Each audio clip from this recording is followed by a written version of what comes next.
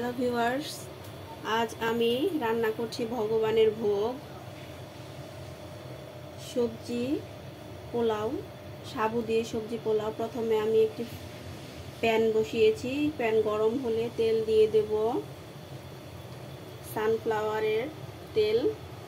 একাদশীর জন্য সানফ্লাওয়ার তেল ব্যবহার করতে হয়।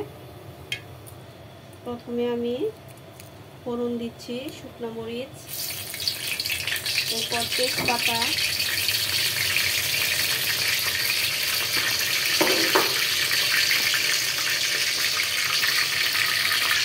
গোটা জিরা ফোড়ন, দারুচিনি, এলাচ, দারুচিনি, গোলমরিচ, লং সব ফোড়ন দিয়ে দিলাম।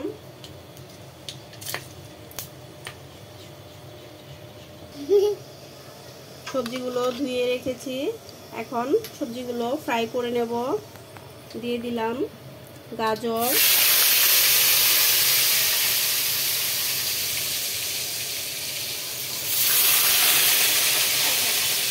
টমেটো,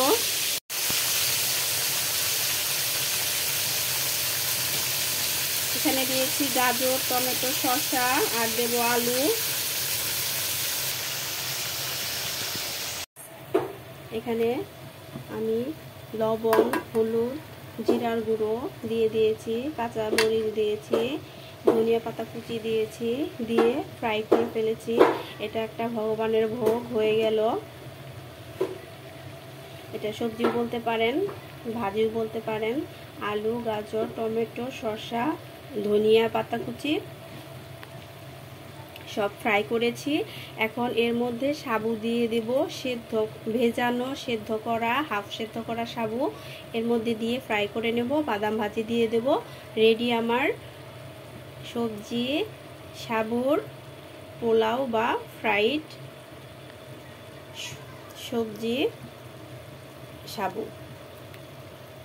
এটা আপনারা একাদশীর দিন এভাবে তৈরি করে ভগবানকে নিবেদন করে তারপর প্রসাদ গ্রহণ করবেন। আর যদি আমার রেসিপিটি ভালো লাগে তাহলে অবশ্যই চ্যানেলটি সাবস্ক্রাইব করে দেবেন। ধন্যবাদ।